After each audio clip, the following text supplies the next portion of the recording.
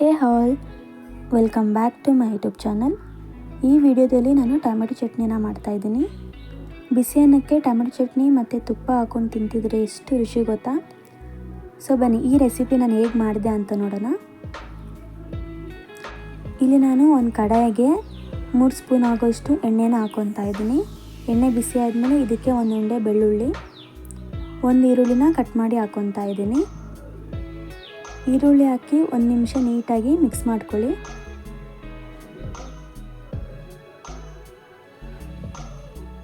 ಇದಕ್ಕೆ ನಾನು ಒಣಮೆಣ್ಸಿನ್ಕಾಯಿ ಮತ್ತು ಹಸಿಮೆಣ್ಸಿನ್ಕಾಯಿ ಎರಡು ಯೂಸ್ ಮಾಡ್ತಾಯಿದ್ದೀನಿ. ಒಣಮೆಣ್ಸಿನ್ಕಾಯಿ 6, ಹಸಿಮೆಣ್ಸಿನ್ಕಾಯಿ 6. ನಿಮ್ಗೆ ಎಕ್ಸ್ಟ್ರಾ ಸ್ಪೈಸಿ ಬೇಕಿದ್ದರೆ ನೀವು ಇನ್ನೂ ಸ್ವಲ್ಪ ಮೆಣಸಿನ್ಕಾಯಿನ ಹಾಕ್ಕೊಳ್ಳಿ. ಮೆಣಸಿನ್ಕಾಯಿನ ಹಾಕಿ 1 ನಿಮಿಷ ನೀಟಾಗಿ ಫ್ರೈ ಮಾಡ್ಕೋಬೇಕು. ಆಮೇಲೆ ಇದಕ್ಕೆ ಅರ್ಧ ಸ್ಪೂನಷ್ಟು ಕಾಳು ಮೆಣಸು, 1 ಸ್ಪೂನ್ ಆಗೋಷ್ಟು ಜೀರಿಗೆನ ಹಾಕ್ಕೊತಾ ಇದ್ದೀನಿ. ಜೀರಿಗೆನ ಹಾಕ್ಕೊಂಡು ನೀಟಾಗಿ ಮಿಕ್ಸ್ ಮಾಡ್ಕೊಳ್ಳಿ. ಇದಕ್ಕೆ ಒಂದು 6 ಟೊಮೆಟೊನ ಕಟ್ ಮಾಡಿ ಹಾಕ್ಕೊತಾ ಇದ್ದೀನಿ ನಾನು.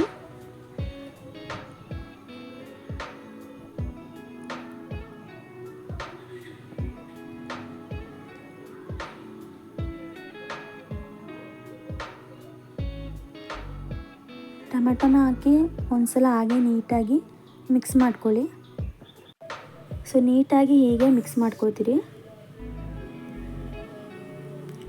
ಆಮೇಲೆ ಇದೊಂದು 2 ನಿಮಿಷ ಹಾಗೆ ಮುಚ್ಚಿಡಿ. 2 ನಿಮಿಷ ಆಗಿದೆ, ಇದು ಸ್ವಲ್ಪ ಬೆಂದಿದೆ. ಇದನ್ನು ಇನ್ನೊಂದು ಸಲ ಮಿಕ್ಸ್ ಮಾಡ್ಕೊತಾ ಇದ್ದೀನಿ.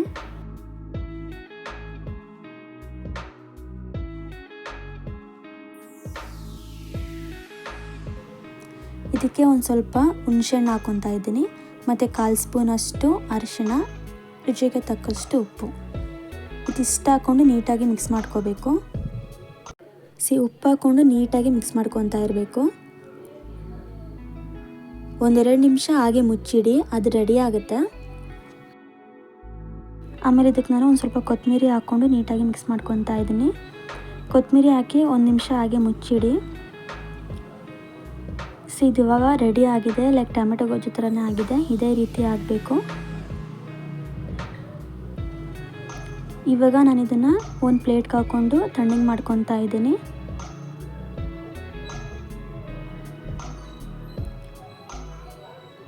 ಸೊ ಇದು ಇವಾಗ ತಣ್ಣಗಾಗಿದೆ. ಇವಾಗ ಇದನ್ನು ಜಾರ್ಗೆ ಹಾಕ್ಕೊಂಡು ರುಬ್ಕೊತಾ ಇದ್ದೀನಿ.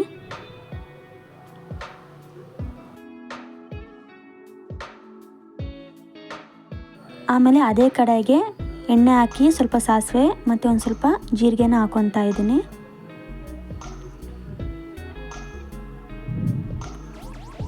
ಮತ್ತು ಒಂದು ಸ್ವಲ್ಪ ಕರಿಬೇವು. ಅದಾದಮೇಲೆ ನಾನು ರುಬ್ಬಿಟ್ಕೊಂಡಿದ್ನಲ್ಲ ಆ ಮಸಾಲೆನ ಇವಾಗ ಹಾಕ್ಕೊತಾ ಇದ್ದೀನಿ. ಇದನ್ನು ಲೋ ಫ್ಲೇಮಲ್ಲಿ ಇಟ್ಕೊಂಡು ನೀಟಾಗಿ ಮಿಕ್ಸ್ ಮಾಡ್ಕೊತಾ ಇರಿ. ಸೊ 1 ನಿಮಿಷ ಹಾಗೆ ನೀಟಾಗಿ ಮುಚ್ಚಿಡಿ. ಸೊ ಇನ್ನೊಂದು ಸಲ ನೀಟಾಗಿ ಮಿಕ್ಸ್ ಮಾಡ್ಕೊಳ್ಳಿ. ಅಷ್ಟೇ, ಈ ಟೊಮೆಟೊ ಚಟ್ನಿ ರೆಡಿ ಆಗುತ್ತೆ. ಈ ಚಟ್ನಿನ ನೀವು ಫ್ರಿಜ್ಜಲ್ಲಿ ಇಟ್ಕೊಂಡು ಸ್ಟೋರ್ ಮಾಡ್ಬೋದು, ಏನೂ ಆಗಲ್ಲ. ಐ ಹೋಪ್ ನಿಮಗೆ ಈ ವಿಡಿಯೋ ಇಷ್ಟ ಆಗಿದೆ. ಇಷ್ಟ ಆಗಿದ್ರೆ ಪ್ಲೀಸ್ ಲೈಕ್ ಮಾಡಿ, ಶೇರ್ ಮಾಡಿ, ಕಮೆಂಟ್ ಮಾಡಿ. And thank you for watching my video.